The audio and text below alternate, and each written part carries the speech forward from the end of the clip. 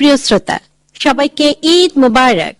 এক মাসের সিয়াম সাধনার পর প্রজাপতির রঙিন ডানায় ভর করে ভালোবাসার আলোয় আলোকিত হয়ে আঙিনায় এসেছে ঈদ। ঈদ মানেই খুশি, ঈদ মানেই প্রিয়জনদের সাথে হাসি, আনন্দ আর গল্পে মাতানো প্রহর। বেতারের প্রাণ, বেতারের প্রিয়জন হলেন আমাদের শ্রোতা বন্ধুরা। আর তাই তো বেতারের প্রাণ, প্রিয়জন শ্রোতাদের সাথে গল্প, গান, শুভেচ্ছা আর আড্ডায় ঈদের আনন্দকে আরো কয়েক গুণ বাড়িয়ে দিতে আমি ফারহানা সাদেক হাজির হলাম শ্রোতাদের নিয়ে ঈদের বিশেষ অনুষ্ঠান ঈদ আড্ডায়। আপনাদের জানিয়ে দিচ্ছি আমাদের মাঝে আজ কোন কোন শ্রোতা আছেন আপনাদের মনোরঞ্জনের জন্য। আছেন মেহেদী হাসান মামুন, আপন বেতার শ্রোতা সংঘ, মনোহরখালী বন্দর অফিসার্স কলোনি, সদরঘাট, চট্টগ্রাম। হাসনা জান্নাত, শ্রোতা, ফরচুন টাওয়ার, মুজফ্ফরনগর। আছেন মোহাম্মদ সেলিম, অন্বেষণ বেতার শ্রোতা ক্লাব, রাঙ্গুনিয়া, চট্টগ্রাম। আমাদের ছোট্ট একজন শ্রোতা আছেন নাজিয়া নূর জাফরিন, হালিশহর থেকে এসেছে।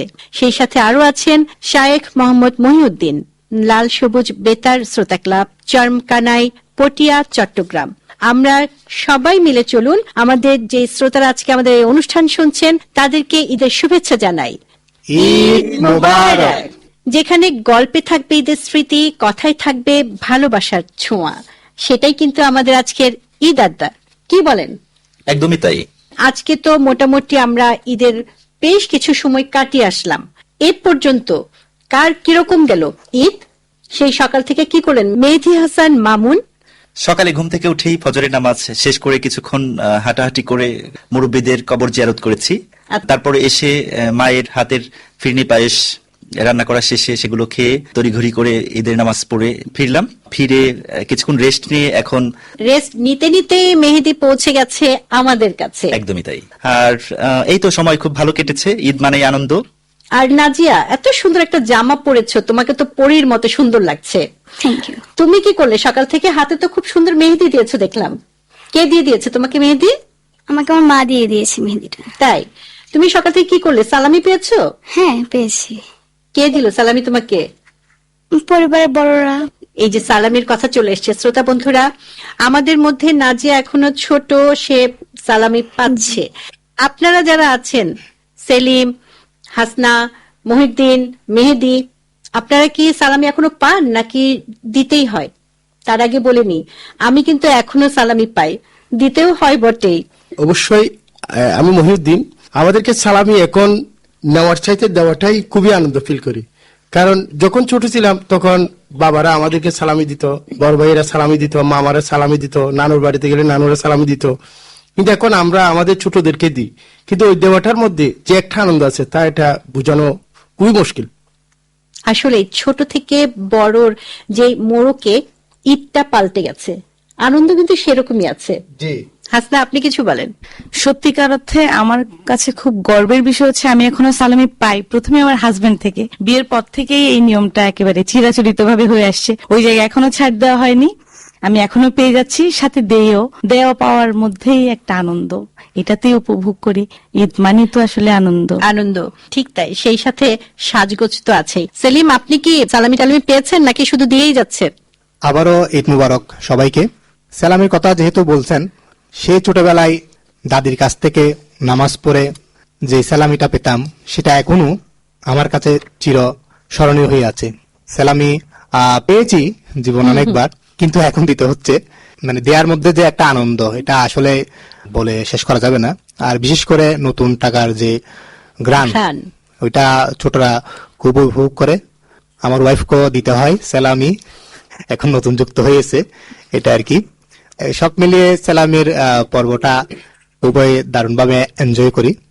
তবে একটা কথা বলতেই হয়, আমরা তো আমাদের হাজবেন্ডের কাছ থেকে পাই সালামি এবং পাচ্ছি, যেটা হাসনা বললেন। কিন্তু এটাও সত্যি যে আপনারা যারা আছেন আপনারা কিন্তু শ্বশুর বাড়ি থেকে সালামি পান, যদিও সেটা উল্লেখ করেননি। হ্যাঁ, এটা ঠিক। শ্রোতা বন্ধুরা, আমাদের আড্ডা চলবে, কিন্তু তার সাথে একটু জানিয়ে রাখি, যারা আমাদের সাথে আজকে সশরীরে থাকতে পারেননি কিন্তু আমাদেরকে ইমেলের মাধ্যমে শুভেচ্ছা জানিয়ে আমাদের সাথে আছেন, সম্পৃক্ত আছেন, তাদেরকে একটু স্মরণ করছি। আমাদের বেতারের যে শিল্পীরা আছি, কলাকুশলী আছেন, কর্মকর্তারা আছেন, সবাইকে ঈদ শুভেচ্ছা জানিয়েছেন আমাদের যেসব বন্ধুরা। তারা হলেন দীপক চক্রবর্তী, বিথি চক্রবর্তী, দেবীগঞ্জ পঞ্চগড় থেকে।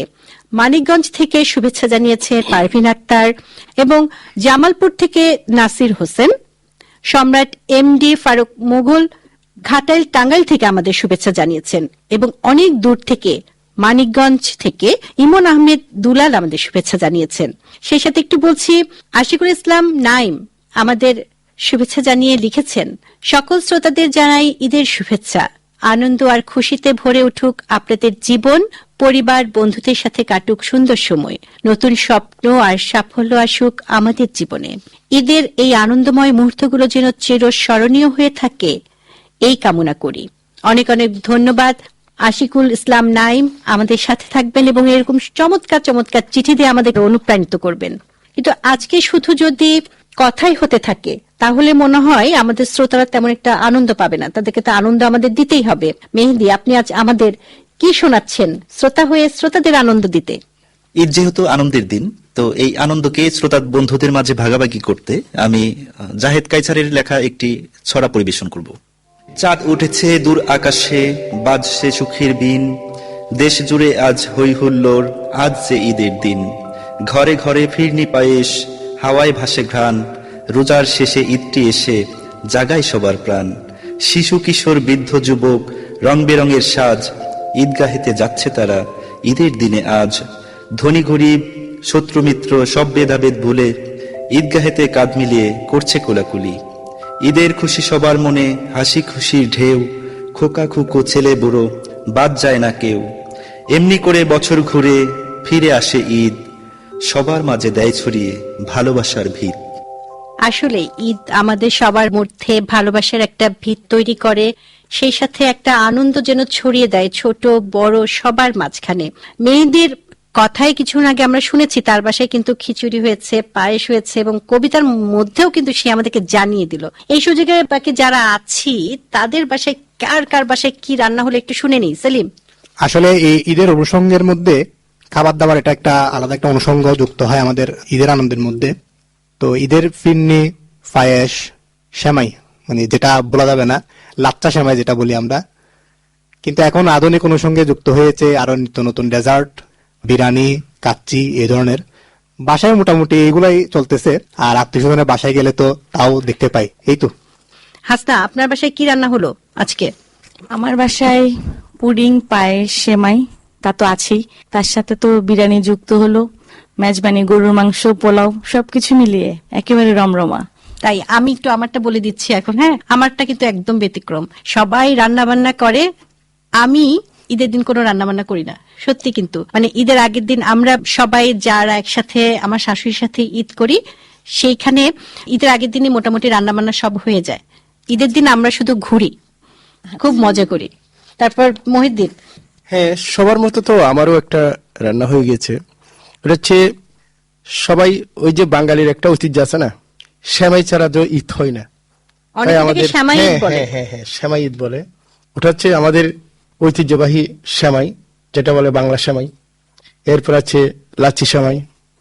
এরপরে সবার মতো আমারও একটা জিনিস খুবই পছন্দ, এটা হচ্ছে বিরিয়ানি। এটা আমার মা রান্না করছে, এটা দিয়ে আমাদের চলে। তবে এগুলো শেষ হওয়ার পরে আমি আমার আত্মীয় স্বজন এবং বন্ধুদের সাথে দেখা করে আসি এবং ঘুরতে যাই। এটা হচ্ছে আমার ঈদের খুবই বেশি আনন্দ। তবে সবচাইতে বেশি আনন্দ লাগে বাংলাদেশ বেতারের সব অনুষ্ঠানগুলো আমার খুবই ভালো লাগে এগুলো শুনতে। অবসর সময় আমি এই অনুষ্ঠানগুলো বেশ আনন্দ সহকারে শুনি। চমৎকার, এই জন্য আপনাকে আলাদা একটা ধন্যবাদ। নাজিয়া, তোমার বাসায় কি রান্না হলো? আম্মু কি রান্না করলো? আমার মা হচ্ছে অনেক মজার মজার খাবার রান্না করেছে। তার মধ্যে আমার পছন্দের খাবার বিরিয়ানি, পায়েস, সেমাই, এগুলোই রান্না করলো। বাহ, তাহলে তো আজকে সবার একেবারে জয় জয়কার খাবারের। আমার তো জিভে পানি চলে আসছে। হাসনা, কিছুক্ষণ আগে শুনছিলাম যে আপনি বলছেন একটু গান শোনাবেন আমাদেরকে, কি হয়ে যাক নাকি? গানে গানে ঈদটাকে উপভোগ করাই যায়। চলুন তাহলে গান শুনি।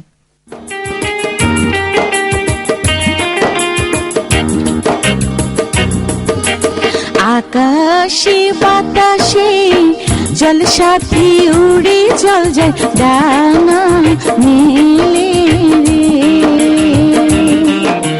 ময়না রে ময়না রে যাব তোর পিছু পিছু ডানা মেলে রে।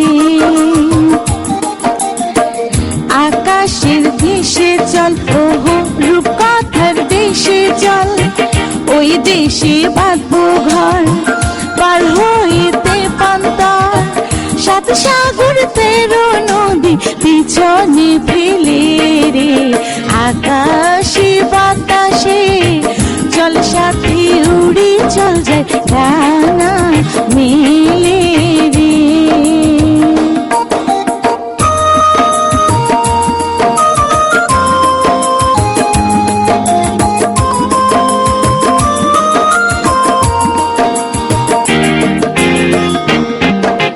রিমঝিম বৃষ্টি শেষে সূর্য আবার উঠবে হেসে, সে আমারে দু চোখে স্বপ্ন ছড়াবে, নেই তো এমন ঘুমের ঘরে স্বপ্ন তবু দু চোখ জুড়ে, সেই সুখে মন পাখি যে পাখা উড়াবে, সুরে সুরে গানে গানে খুশিতে আজ মন যে দোলে, ও আকাশে বাতাসে চল সাথী উড়ে চল যায় ডানা মেলে রে।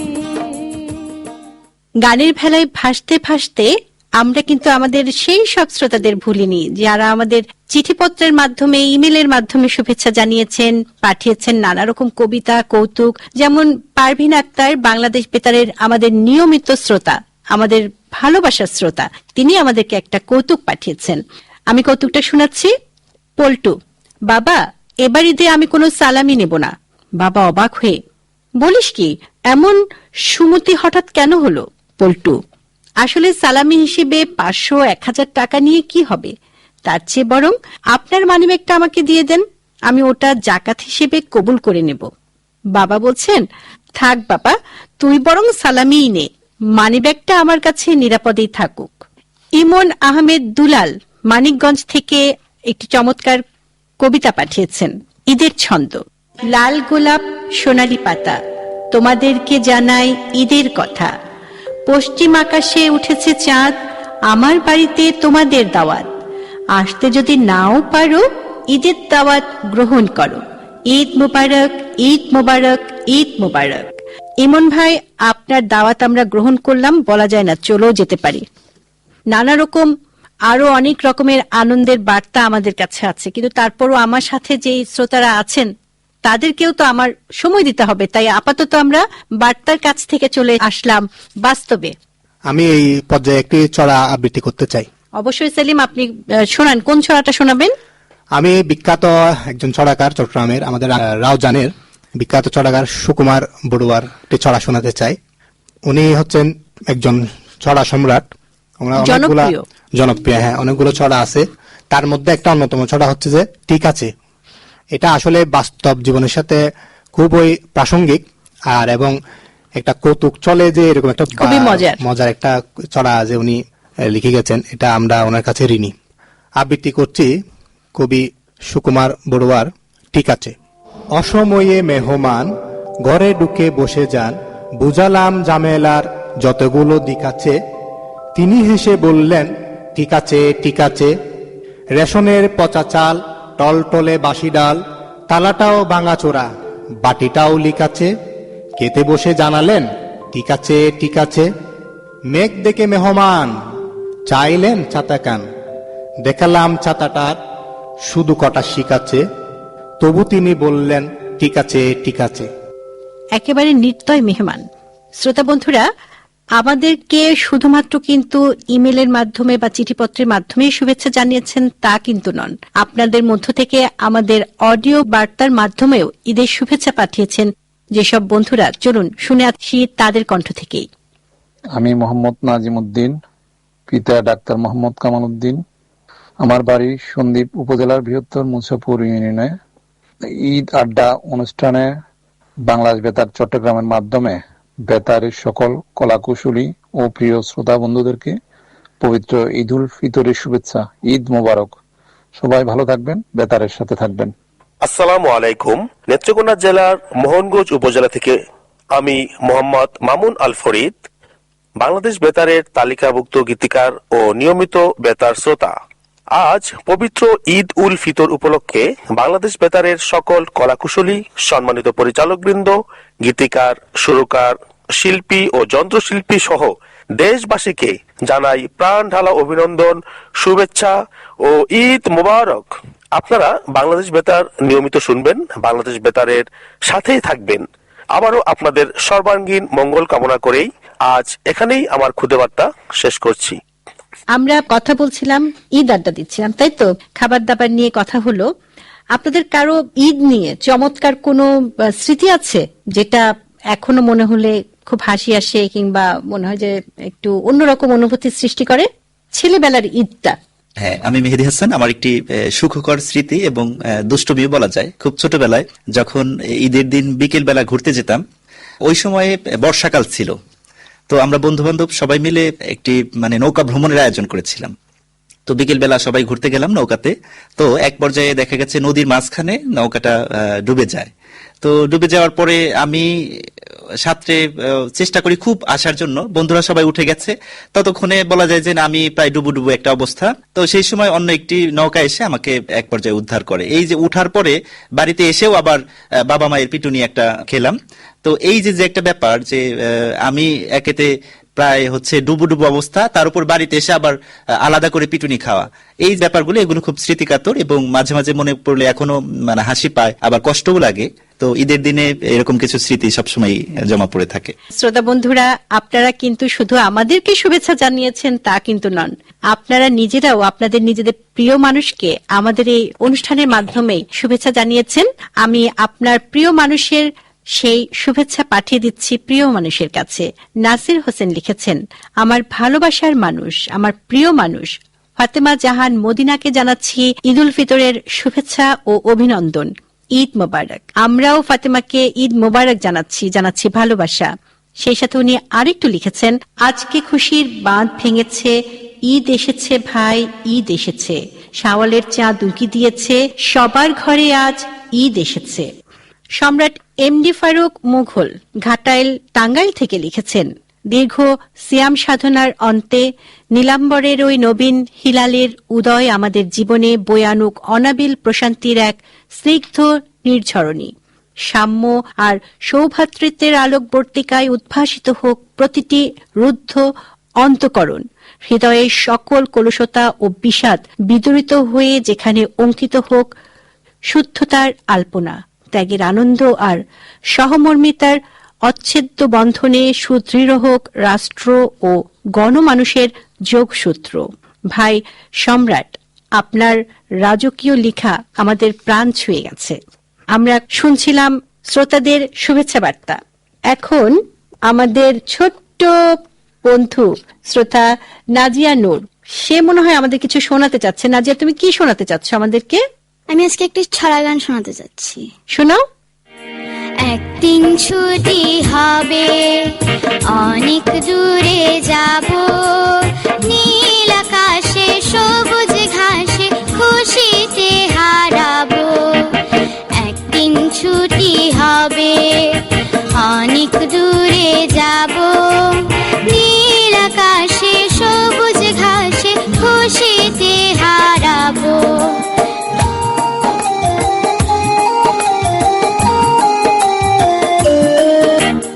যেখানে থাকবে না কোনো বাঁধন, থাকবে না নিয়মের কোনো শাসন, পাখি হয়ে উড়ব, ফুল হয়ে ফুটব, পাতায় পাতায় শিশির হয়ে হাসি ছড়াবো।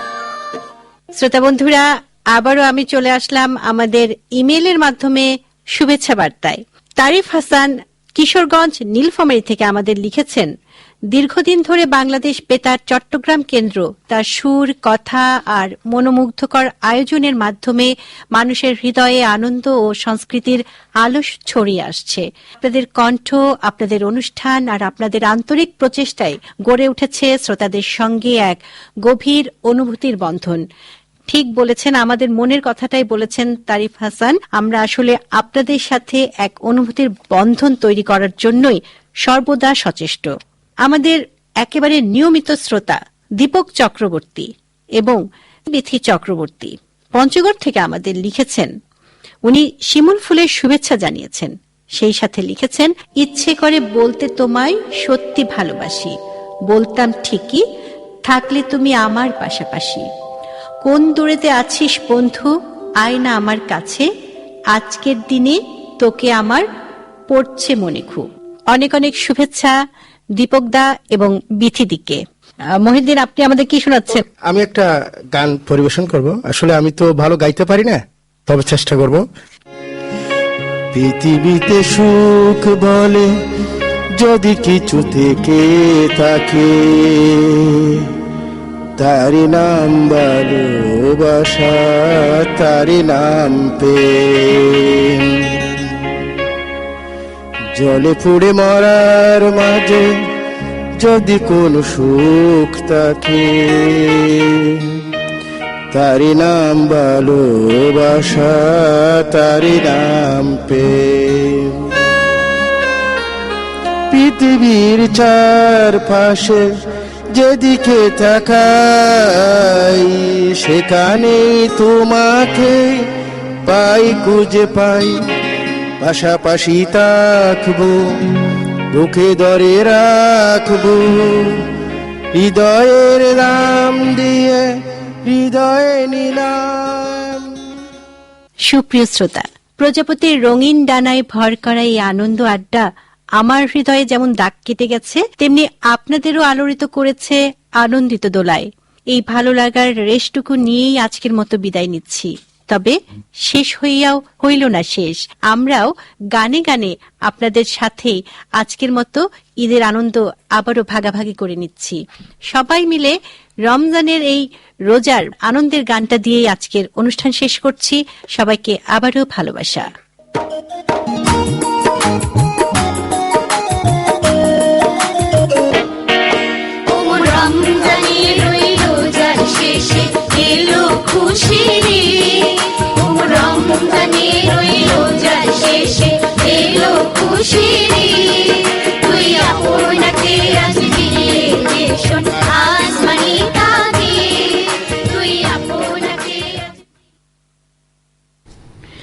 এতক্ষণ প্রচারিত হল পবিত্র ঈদ উল ফিতর উপলক্ষে শ্রোতাদের অংশগ্রহণে বিশেষ অনুষ্ঠান ঈদ আড্ডা। গ্রন্থনা ও উপস্থাপনায় ছিলেন ফারহানা সাদিক। অনুষ্ঠান সহযোগিতায় মোহাম্মদ জাহাঙ্গীর আলম, তত্ত্বাবধানে তাবাসসুম হক। অনুষ্ঠানটি প্রযোজনা করেছেন মোহাম্মদ ইফতেখার হোসেন।